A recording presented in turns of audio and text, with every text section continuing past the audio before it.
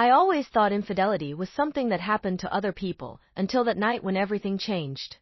Why do we claim to love our partners, only to end up breaking their hearts? Jason is the love of my life, and I never thought I would do anything to hurt him. But then, I met Daniel. My name is Sandy, and what I'm about to share started in 2022. One night changed everything. Jason can never know what I did, it would destroy him. But I need to get this off my chest because if I don't, I might fall back into Daniel's arms, and next time, it could be worse. I met Jason after some terrible dates on Bumble. I had already decided he would be my last date from the app. My previous dates had been disasters, and I had no hopes for this one. But Jason was different. From his first message to our first meeting, everything about him felt right. He was gentle, kind, and easy to talk to. We connected instantly. Our first date felt like a dream. He made me laugh, respected my opinions, and listened more than he spoke.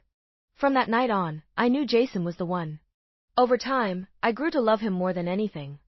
I'd watch him sleep, and I'd think to myself, they don't make men like this anymore. Jason was perfect in every way. I believed I'd never want anyone else.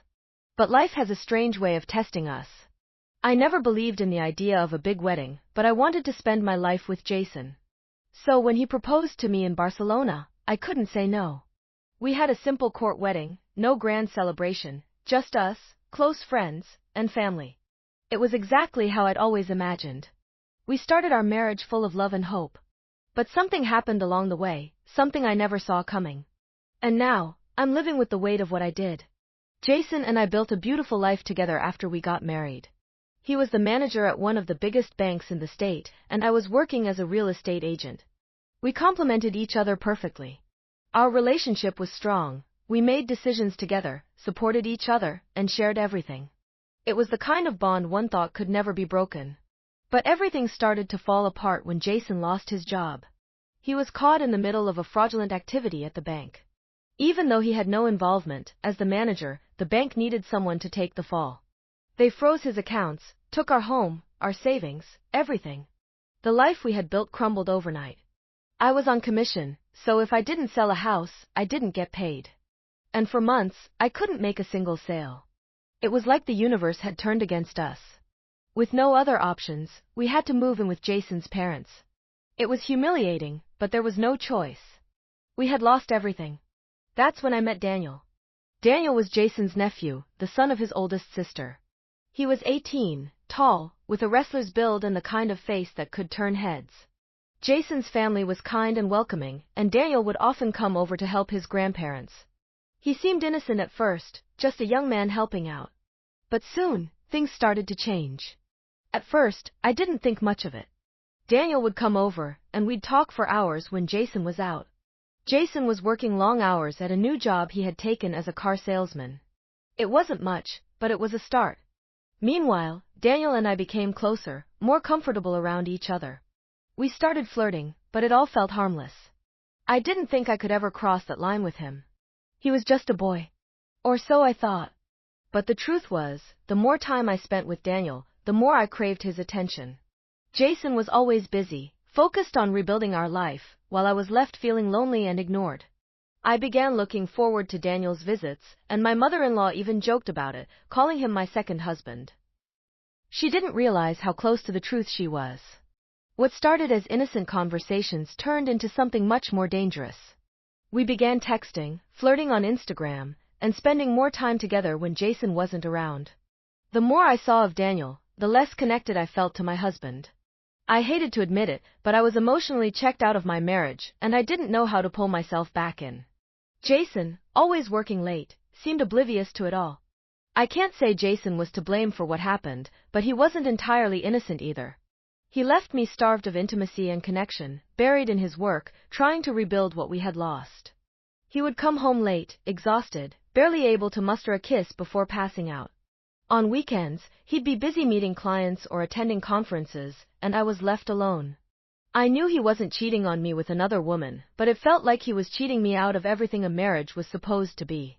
And then, there was Daniel. Young, attentive, and always there when I needed someone. He saw me, listened to me, and gave me the emotional connection I craved. I knew I wasn't in love with him, but I couldn't help the attraction that grew between us. The day it all went too far started like any other. Jason and I had fought that morning, about what, I don't even remember anymore. He stormed off to work without touching me, without a word. His parents noticed the tension and left the house for their usual hospital appointment. I was home alone, frustrated, angry, and vulnerable. And then, Daniel showed up. He knocked on the door, and the moment I saw him, all the anger and frustration I had melted away. I wanted to be close to him, to feel something again. I didn't hold back. I told him about the fight, about how lonely and neglected I felt. He listened, calm and understanding, as if he already knew what I was going to say. At some point, he put on music, Boys II Men's I'll Make Love to You. He held out his hand, and without thinking, I took it. We started to dance, slowly, our bodies moving together. The atmosphere was thick with tension, desire hanging in the air. And then, he kissed me. Softly at first, but it didn't stay that way. The moment our lips touched, everything else faded away. I kissed him back, and before I knew it, we were in the bedroom. The attraction we had been ignoring exploded into something I couldn't control. Danny knew exactly what he was doing. His young body was strong, relentless, and he made me feel things I hadn't felt in years. Every part of him touched every part of me, and I didn't resist. I wanted him. I craved him. We were so wrapped up in each other that we didn't hear the door open. We didn't hear Jason's father come in. I was lost in pleasure, on all fours, when I looked up, and there he was. Jason's dad stood in the doorway, his face a mix of shock, disappointment, and anger. Everything stopped. Danny backed away, panicked, while I just sat there, humiliated and terrified. Jason's father didn't say a word. He didn't have to. His face said everything. He stormed out, leaving us in silence. That was the last day I saw Daniel. After that day, everything changed. Jason's father didn't say a word to anyone about what he saw, but I knew. I knew things could never go back to the way they were. The disappointment on his face haunted me, and I couldn't shake the feeling that it was only a matter of time before everything came crashing down. Danny left without a word, and I haven't seen him since. He didn't come by the house anymore, didn't call, didn't text. It was like he had vanished. Part of me was relieved, maybe we could move past what happened. But another part of me missed him, missed the excitement, the feeling of being wanted. I was conflicted, torn between guilt and desire. Jason didn't notice anything at first. He was busy, as usual, focused on his work. But his father's behavior toward me changed. He didn't speak to me anymore, and every time we were in the same room, there was a tension that I couldn't ignore. I could feel his judgment, his silent condemnation. He didn't tell Jason, but his silence was its own punishment.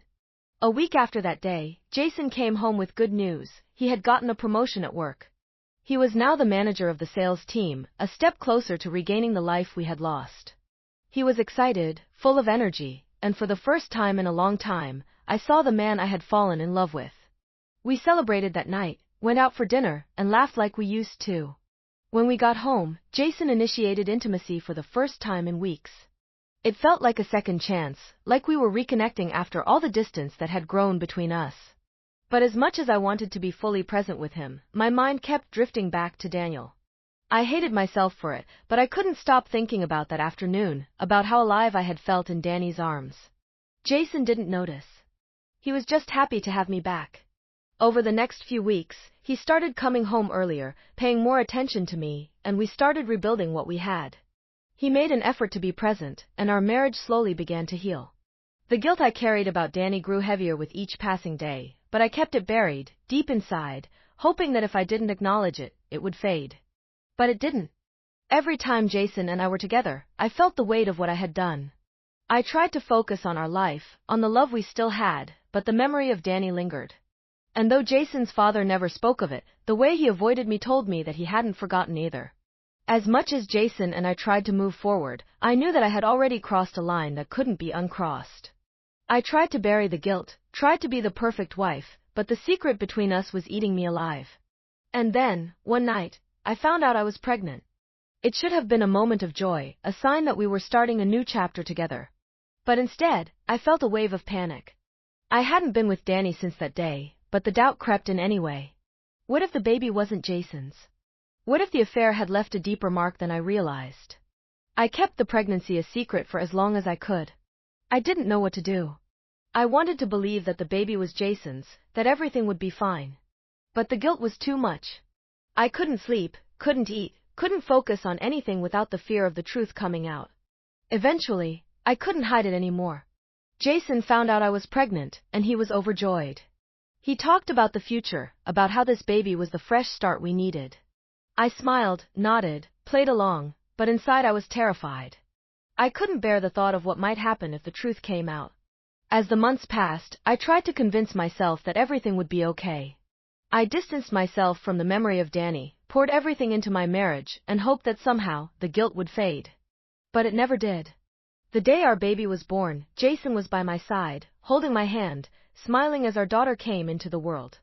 She was beautiful, perfect, and in that moment, I wanted to believe that everything was going to be all right. But when I looked into her eyes, I saw something I couldn't unsee, something that reminded me of Danny. The moment I saw our daughter, a flood of emotions hit me. She was perfect in every way, and Jason was beaming with pride, holding her like she was his entire world. But as much as I wanted to stay in that happy moment, I couldn't shake the gnawing fear that she might not be his. She had his eyes, his smile, but there was something in her features, a hint of Daniel that only I could see. I pushed the thought away, telling myself it was just guilt twisting my mind. Jason was the perfect father from the start, doting on our little girl and doing everything to make sure she had the best of everything. He was so happy, and watching him with her brought back the love I thought I had lost for him. For a while, I let myself believe that everything was okay, that I could live with the secret. But the truth is, the weight of what I had done never left me. As the months passed, I fell into a routine, trying to be the best mother and wife I could. Jason and I were closer than ever, and on the outside, everything seemed perfect. But inside, I was still battling the guilt of what had happened with Daniel. I had crossed a line, betrayed the man I loved, and even though I was trying to fix things, that betrayal was always there, lurking in the back of my mind. Jason's father never spoke about what he had seen that day, but the way he looked at me made it clear that he hadn't forgotten. There was a distance between us that could never be bridged, and every time we were in the same room, I felt the silent judgment. I was grateful he didn't tell Jason, but that silence was its own form of punishment. I lived in constant fear that one day he might say something, that the truth might slip out, and my whole world would crumble. Even now, I look at my daughter and wonder what might have been different if I had made better choices. Would I still feel this guilt if I had walked away from Daniel that day? Would Jason look at me the same way if he knew the truth? I'll never know, because I can't bring myself to tell him. It would destroy him, and I can't bear to see that pain in his eyes. I live with the guilt every day, and some days it's easier to ignore than others. But the weight of it is always there, reminding me of that moment when I gave in to temptation, when I let desire overtake my love for the man I had vowed to stay faithful to. I wish I could undo it, but I can't. For now, I'll keep pretending. I'll keep being the loving wife and mother, and I'll do everything I can to make sure Jason never finds out. It's the only way I know how to move forward, even if I'm haunted by what I've done. Thank you for listening to my story. If you want to hear more, click on the video you see now, and don't forget to subscribe to my channel for more content like this.